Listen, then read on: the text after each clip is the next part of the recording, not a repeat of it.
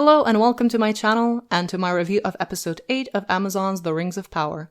In these reviews, I usually focus on the costumes if I have something new to add and on the parts of the show that I find worth discussing, not on everything. But this one has some wonderful moments. And because you probably hate unnecessarily long intros as much as I do, spoilers ahead, you've been warned, and let's get into it. We start off with those priestesses, witches, whatever they are, tracking the stranger because they think he's Sauron. I think someone in the costumes department has a thing for thighs because so many female characters in this show have at least one look where they're showing off a thigh. All of these three, as you can see here. Then we have Disa, Bronwyn, although hers is a little bit more covert, but still. And with Galadriel and Muriel, we had those semi-sheer dress moments, so we still got kind of outlines, even though not actually exposed thighs. But yeah, very Tolkien, right? Although they should have gone for ankles, because ankles were all the rage in his day. To show an ankle, how scandalous, but to show a thigh, oh dear. Anyway, I don't really care about this subplot. The witches find the stranger, then the Harfoots that were also looking for him, they get in the middle of it all and the witches attack them and Sadok dies. Yes, I know, so impactful. He was such a crucial character to the plot and to Tolkien's lore. He will be missed dearly, but also he was a man, so he had to go. As the stranger banishes these three witches, we get a very member-berry scene, and there are so many in this episode, both visually and in terms of dialogue. Here's actually another member-berry, so let's just get the Harfoots out of the way. Nori's family finally realizes that she is a special Harfoot after all, not just a Harfoot, and they set her up to go on an adventure with the stranger, who is pretty much Gandalf. After all the implications, I will be surprised if he isn't. And now the women run this Harfoot show, so they talk about how Sadok is gone, and if this one is in charge now, God help all those poor Harfoots who, for whatever reason, can't keep up with the tribe, because most likely they will take their wheels and leave them.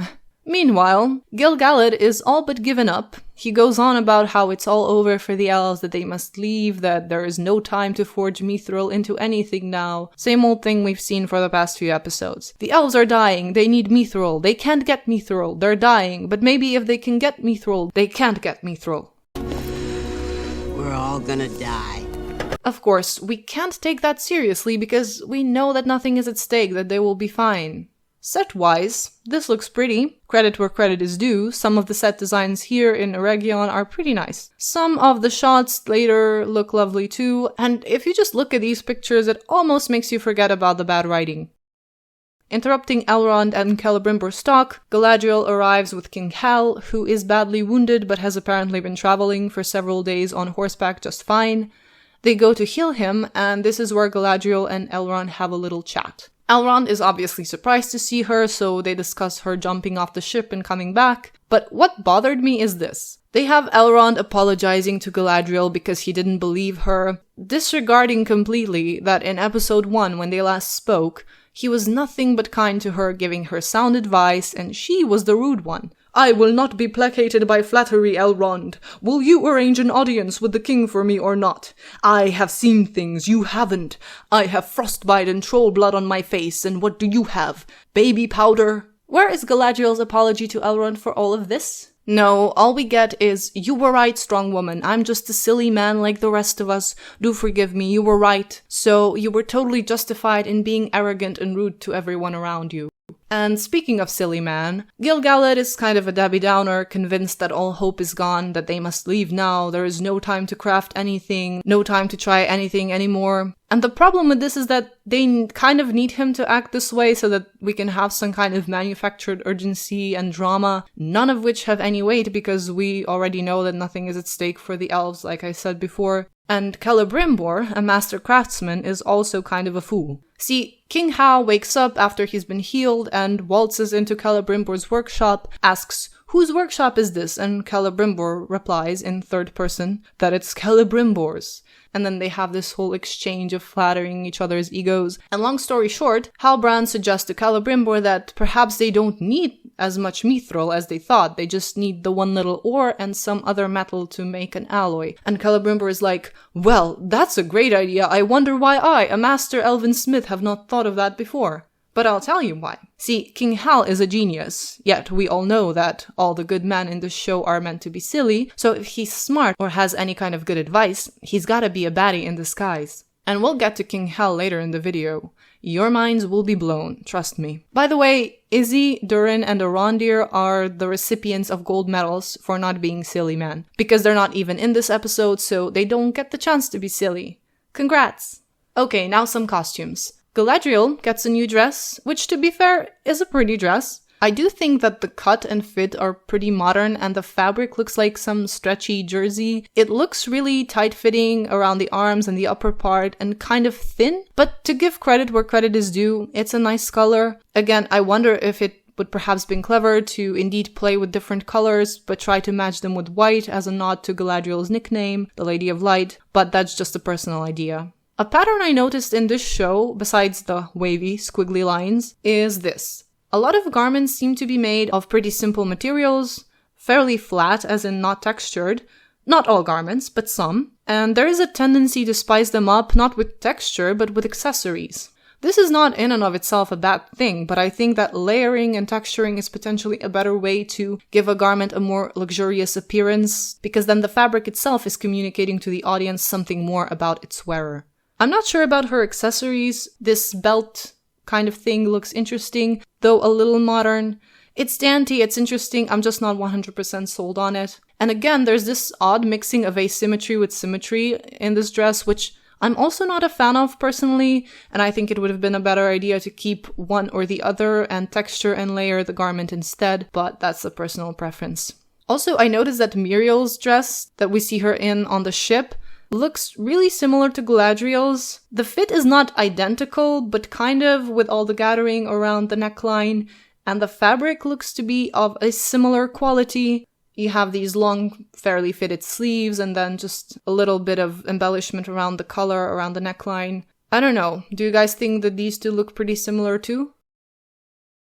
Celebrimbor's ring forging outfit, I think, is better than what we've seen him in so far. It's nothing that brilliant, but I think it has some of that elven quality, some of that lightness, but also it looks appropriate for the job that he's doing. I also kind of like this cloak/cape.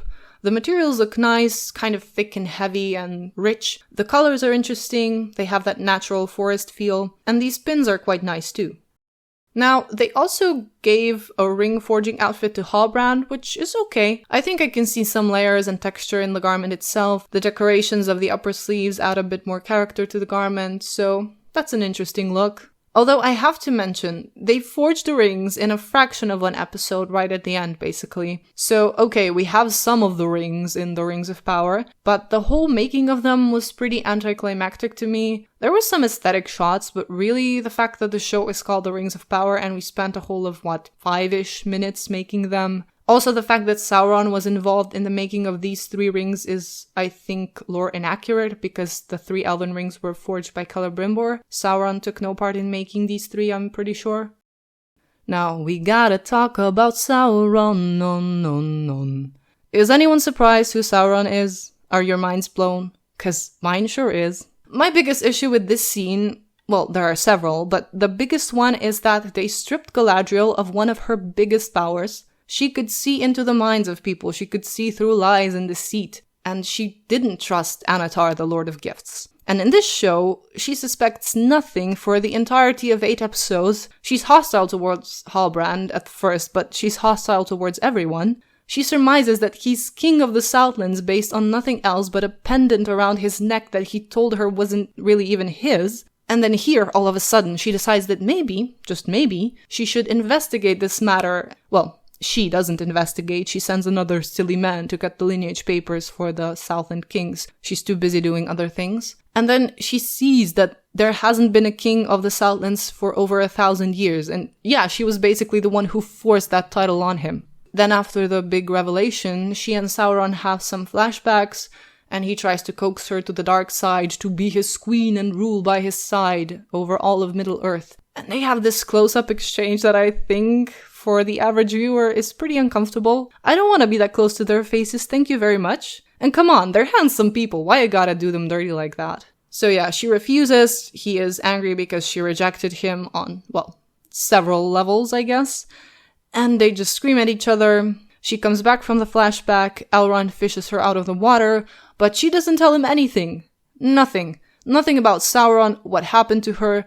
She just goes back to the forge and they use her dagger mixed with mithril to make the 3 elven rings. And Sauron goes to Mordor in the end, and we get this shot of him where he looks like he's in some edgy band, and this is a music video for their greatest hit that was just released on MTV. Mordor TV, that is.